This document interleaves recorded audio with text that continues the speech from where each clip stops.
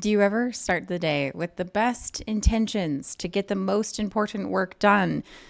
And then suddenly it's like 4 p.m. and you still haven't got that done, and you've spent most of your day scrolling LinkedIn or checking Slack messages or sorting your email or maybe even cleaning your desk. Hi, I'm Amber. I'm a performance coach for enterprise sellers. I help with mindset and productivity. And today I want to help you stop leaning into distractions. They are so sneaky. They sneak into every little part of your day and they're ruining you from getting your dreams. I want to be clear with you today that this is not a moral failing that you have. It's not about willpower. I'm going to teach you specific tactics that will help you get back into the most important work you want to do, done with the distractions, and it's going to make you much more successful in moving towards your goals. In this episode, you'll learn why distraction is not a character flaw. It's actually just a clever way that your brain uses to avoid difficult emotions. But stick around because I'm going to give you some super actionable techniques that will instantly move you from distraction to going back to your most important work. Especially if you're someone who feels like you get easily distracted and waste a lot of time, this might be exactly the clarity that you're looking for. Okay, let's get into it. Distraction is not about laziness or poor discipline. It's not a character flaw that you have that you get easily distracted. It's just that your brain easily feels uncomfortable emotions. And today there are so many different places you can go for a dopamine hit. So what happens is you're sitting down, you want to do the work, but the work feels really overwhelming. It feels too big. It feels too unknown. It feels too challenging. You're not sure what to do. You're worried that you're going to make a fool of yourself. And all of those are very heavy emotions that we experience every single day.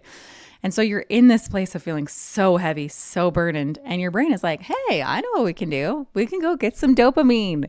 It's going to make us feel better right away. And so without even really thinking about it, you find yourself scrolling LinkedIn or stuck in Slack messages or playing that app on your phone. It's totally human behavior. I've worked with the most elite of sellers and they have this problem as well.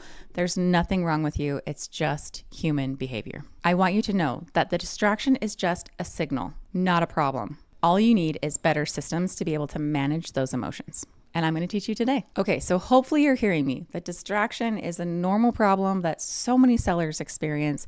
It's not something that's a flaw with you. You don't need to change yourself completely and be a perfect human in order to avoid distraction. You just need better systems. So let's get into some of the tactics that can help you here. First of all, I want you to think about optimizing for your own energy style. Everyone has their own unique circadian rhythm. That means that for most people, yours might be completely different, but generally speaking, most people have a peak in energy sometime in the morning, mid-morning, and then they'll have a dip in the afternoon, usually around lunchtime or right after, and then they'll have another peak in energy, usually like late afternoon, early evening before your energy dips again to go to sleep. It's so helpful to notice what your circadian rhythm is. If you want to, you can download an app called Rise. I don't have any kind of affiliation with them. It's just a helpful tool to help see when maybe your peaks are. But I'm going to guess that you probably already know when your peaks are. You probably can already identify times during the morning when you're more alert, you're more focused, you're more turned on.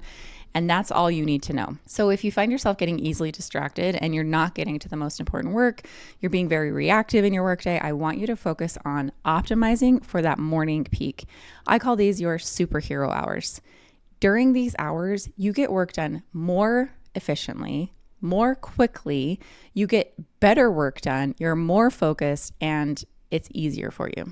So let's make sure that we're optimizing so that our workday is getting the most important work done during those morning hours. If you get your highest priority items done first thing in the morning, then the rest of the day you can go scroll. You can feel great because you've already got the most important things done. But I hear you saying, that sounds great, Amber. I've tried to do that millions of times. So I'm like, okay, we're going to get this done first thing in the morning, and then you get distracted and it doesn't work.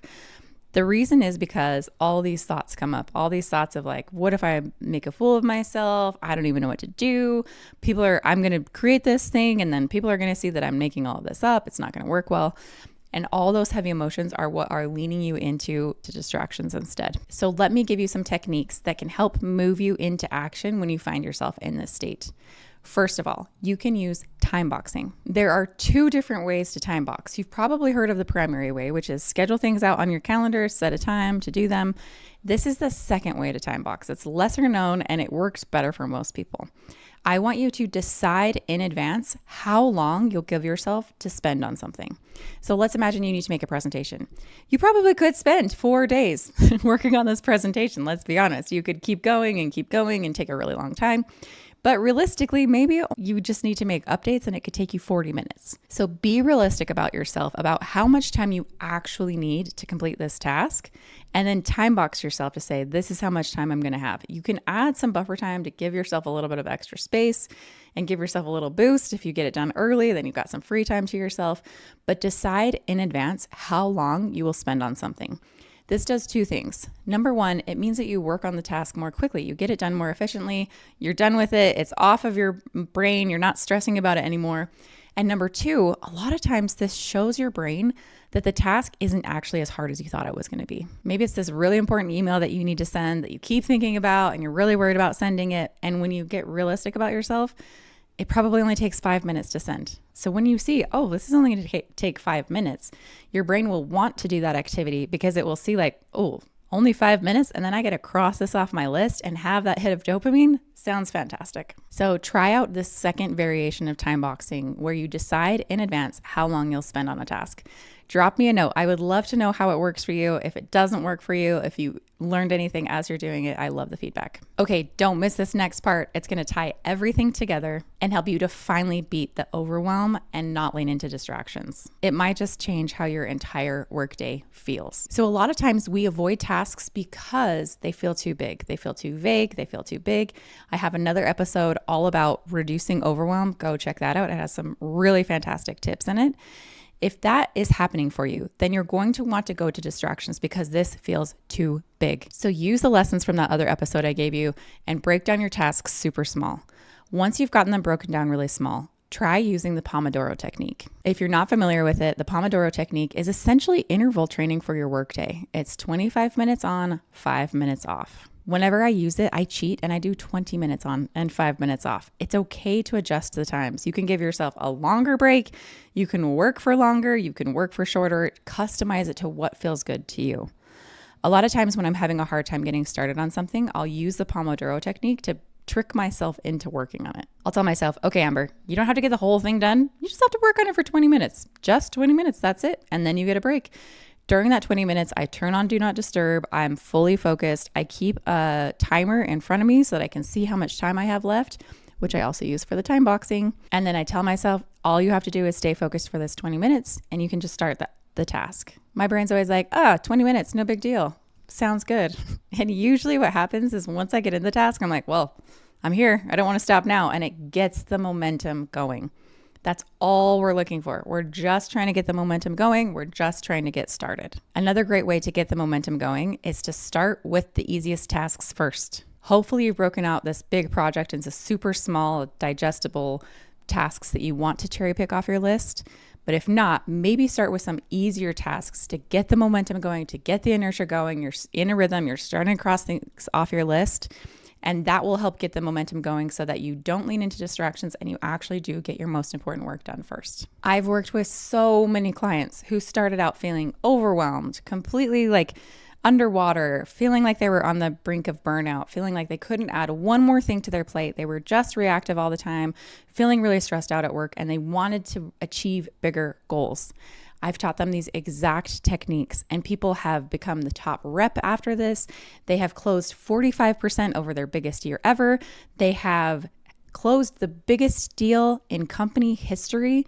Just a few of the things that my clients have achieved once they get their schedule dialed in. These clients generally get their most important work done first thing in the morning. They have hours to themselves in the afternoon. This is absolutely possible for you as well. Okay, so to summarize what we've talked about today, the reason that you lean into distractions and you let yourself procrastinate is not because you're a bad human.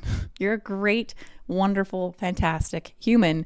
You just don't have the right systems in place to support you in making it through those difficult emotions. Procrastination is just caused by overwhelm. It's just that you feel a difficult emotion and you don't want to face that emotion. Using these techniques of time boxing, mapping to your circadian rhythms, and using the Pomodoro technique to get you started will help you to remove the distractions, focus on your most important work, and give yourself hours back in the day that you didn't waste. Before we wrap up, I'd love to know from you. Tell me which technique resonates the most with you. If you found this video valuable, don't forget to like and subscribe. I publish more practical videos every single week. And if you want my personal system to stay focused and productive, even on your toughest days, I've got you. Grab my free PDF guide linked below. Thanks so much for watching. I'm Amber, and I'll see you in the next video.